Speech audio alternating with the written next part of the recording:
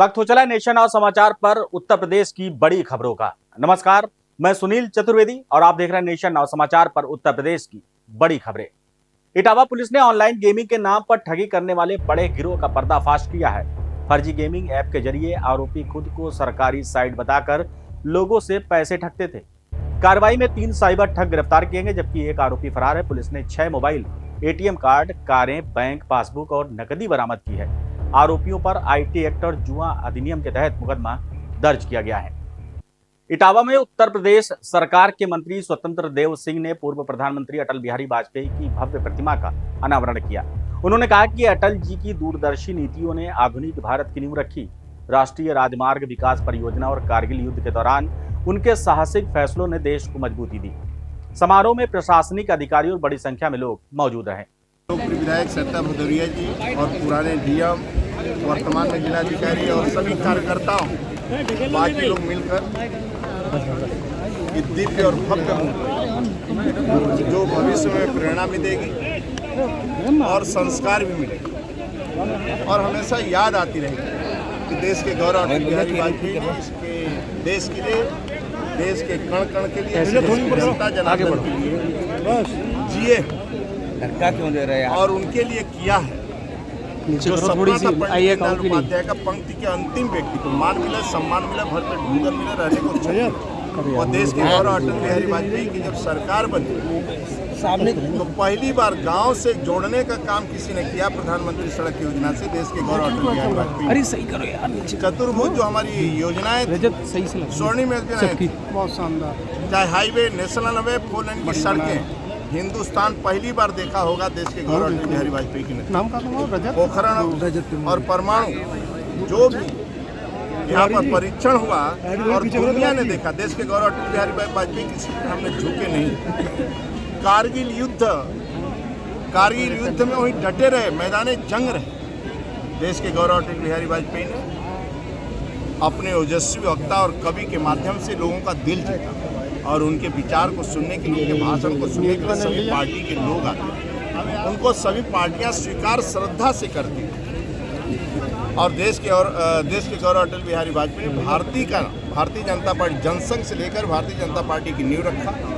2 seat से वो सत्ता तक पहुंचे और उनको सत्ता तक पहुंचे और सदन के अंदर भी आप देखे होंगे, जब सरकार हमारी विश्वास में चर्चा हो रहा था, कांग्रेसियों ने आरोप भी लगाया कि आप सांप्रदायिक, अटल जी पर भी आरोप लगाया। लेकिन आदरणीय सुषमा जी ने सदन के अंदर जवाब देते हुआ कि भारत माता की जय कहना सांप्रदायिक नहीं है, वंदे मातरम बोलना सांप्रदायिक नहीं है, राम मंदिर की बात करना सांप्रदायिक नहीं है, 370 हटाना सांप्रदायिक, अपने हिंदू को कहना सांप्रदायिक नहीं है। और कहा सुशासन की नींव रखी जाए। 10 साल बाद मित्रों कांग्रेस का सत्ता रहा, देश को लूटा खसोटा, लेकिन एक चाय बेचना जब देश का प्रधानमंत्री बना, जो सपना था भारतीय जनता पार्टी का, देश का सपना, चाहे 370 धारा एक झटके समाप्त हुआ, राम मंदिर दिव्य भव्य निर्माण हुआ। कासगंज के पटियाली क्षेत्र में अनुभूति सेवा समिति द्वारा कंबल वितरण कार्यक्रम आयोजित किया गया। समिति के अध्यक्ष किरण यादव के नेतृत्व में और प्रेरणा स्रोत अंशुमान यादव एडीजी भोपाल के सहयोग से ग्राम मझोला में 500 जरूरतमंद लोगों को कंबल वितरित किए गए। सर्द मौसम में ये पहल गरीब और असहाय लोगों के लिए बड़ी राहत बनी। स्थानीय लोगों ने सामाजिक प्रयास की सराहना की। जालौन के राजकीय मेडिकल कॉलेज से गंभीर मामला सामने आ रहा है। आरोप है कि मेस संचालक ने वार्ड में खाना मांगने पर महिला मरीज से मारपीट की और उसके सिर पर चमचा मार दिया। घटना के बाद आरोपी मौके से फरार हो गया। घायल महिला को तत्काल ऑपरेशन थिएटर में शिफ्ट किया गया। पुलिस और प्रशासन मामले की जांच कर रहे हैं। आरोपी की तलाश जारी है। अमेठी में भारत रत्न अटल बिहारी वाजपेयी की जन्म शताब्दी पर कलेक्ट्रेट स्थित एनआईसी में प्रतियोगिता कार्यक्रम हुआ। जिला पंचायत अध्यक्ष राजेश मसाला और डीएम संजय चौहान ने अटल जी के चित्र पर माल्यार्पण किया। निबंध, भाषण और काव्य पाठ में शामिल छात्र छात्राओं को प्रमाण पत्र और चेक बांटे गए। कार्यक्रम का उद्देश्य युवाओं में राष्ट्र निर्माण के मूल्यों को प्रोत्साहित करना रहा। अमेठी में बीजेपी नेता विजय विक्रम सिंह द्वारा कंबल वितरण और सहभोज कार्यक्रम का आयोजन किया गया। अपने पूर्वजों की स्मृति में आयोजित इस कार्यक्रम में हजारों जरूरतमंदों को कंबल वितरित किए गए। कार्यक्रम में आए लोगों का पुष्प वर्षा कर स्वागत किया गया। सहभोज में बड़ी संख्या में लोग शामिल हुए। आयोजन सामाजिक सेवा और आपसी सौहार्द का संदेश देता नजर आया। हमीरपुर में तहसीलदार राम मोहन कुशवाहा ने सरीला और गोहांड क्षेत्र की खाद दुकानों का निरीक्षण किया, जांच के दौरान 2 दुकानों में यूरिया स्टॉक कम पाया गया। तहसीलदार ने मौके पर मौजूद किसानों और दुकानदारों से बातचीत कर समस्याओं का समाधान किया और आवश्यक निर्देश भी दिए। प्रशासन ने स्पष्ट किया है कि गड़बड़ी या कालाबाजारी पाए जाने पर सख्त कार्रवाई की जाएगी। महोबा के कबरई थाना क्षेत्र में पुलिस और 25,000 के इनामिया बदमाश के बीच मुठभेड़ हो गई। मुखबिर की सूचना पर सक्रिय पुलिस टीम को देखते ही बदमाश ने फायरिंग कर दी। जवाबी कार्रवाई में बदमाश के बाएं पैर में गोली लगी। घायल बदमाश को इलाज के लिए अस्पताल में भर्ती कराया गया है। पुलिस के अनुसार घटना धरौन गांव स्थित गौशाला के पास हुई है। हमीरपुर के कुरारा थाना क्षेत्र के उमराहट गांव में पुलिस पर हुए हमले के मामले में बड़ी कार्रवाई हुई है।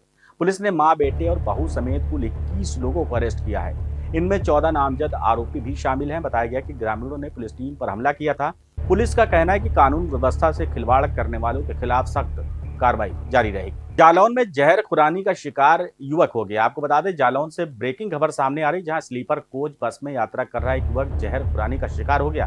दिल्ली से जालौन आते समय अज्ञात व्यक्ति ने युवक को नशीला पदार्थ खिलाया और हजारों रुपए से भरा पर्स लेकर फुर्र हो गया।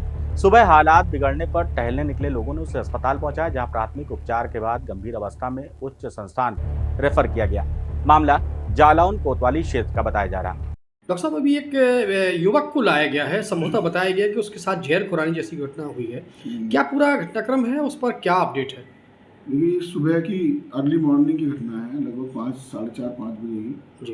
ये एक युवक को कुछ लोकल यहाँ के लोग थे जो टहल रहे थे, उन्होंने देखा कि एक स्लीपर कोच बस के द्वारा उतारा गया है और फिर जब वो उसके नज़दीक पहुँचे हैं तो उन्होंने देखा वो लड़का अचेत अवस्था में गिरा हुआ पड़ा हुआ मिला है जी। तो उन्हीं लोगों के द्वारा, उसमें से एक डॉक्टर रमेश है, कोई यहाँ लोकल डॉक्टर हैं जी, उनके द्वारा यहाँ अस्पताल में लाया गया है और जब उसको देखा गया तो उस वक्त उसकी हालत थोड़ी गंभीर थी जी।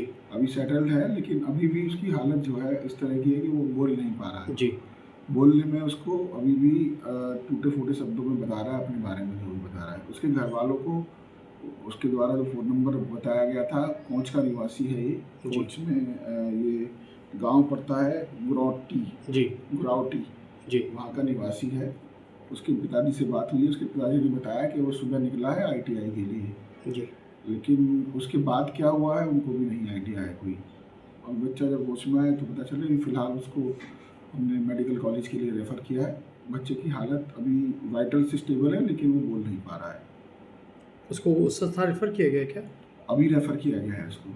जालौन में तेज रफ्तार का कहर देखने को मिला है। कदौरा थाना क्षेत्र के बबीना चौराहे पर तेज गति से आ रही कार सड़क पार कर रहे डंपर में जा घुसी। टक्कर इतनी जोरदार थी कि कार बुरी तरह से फंस गई। कार सवारों की लापरवाही के चलते बड़ा हादसा हो सकता था, लेकिन गनीमत रही, सभी लोग बाल बाल बच गए। घटना के बाद मौके पर अफरा तफरी मच गई है।